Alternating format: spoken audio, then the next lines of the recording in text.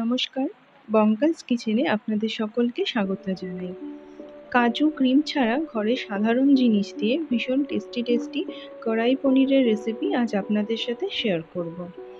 প্রথমে আমি 3টে শুকনো লঙ্কা এবং 1 টেবিল চামচ গোটা ধনে শুকনো খোলায় কিছুক্ষণ ভেজে নিয়ে এটা ঠান্ডা করে আমি গুঁড়ো করে রাখবো।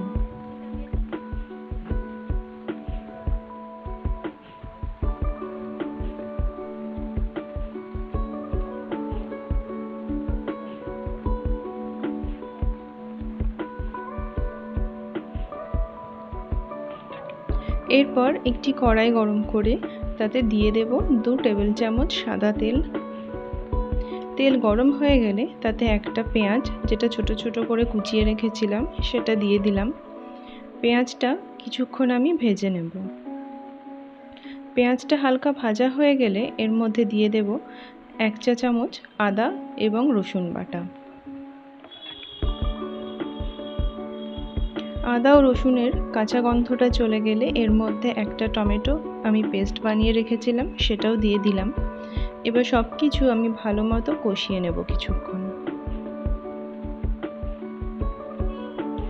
এরপর এর মধ্যে দিয়ে দেব স্বাদ মতো নুন। কিছুক্ষণ কষানোর পর এর মধ্যে দিয়ে দিলাম ভাজা মশলা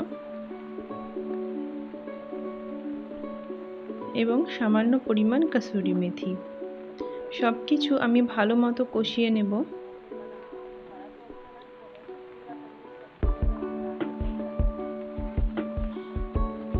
এরপর এর মধ্যে সামান্য পরিমাণ কাশ্মীরি লঙ্কা গুঁড়ো দিয়ে দিলাম রঙের জন্য এবং 1/2 চা চামচ দিয়ে দিলাম গরম মশলা গুঁড়ো।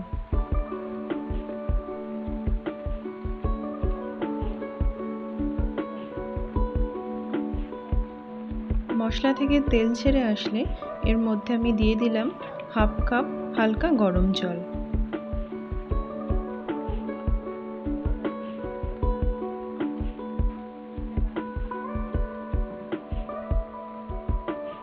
জল ফুটে উঠলে এর মধ্যে দিয়ে দেব বড় টুকরো করে কেটে রাখা পেঁয়াজ এবং ক্যাপসিকাম।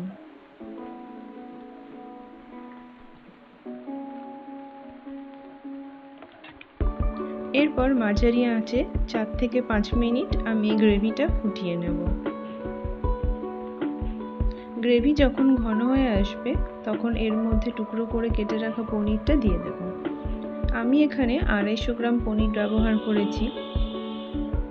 আমি পনিরটা আগে থেকে ভেজে রাখিনি, আপনারা চাইলে পনিরগুলো ভেজেও নিতে পারেন।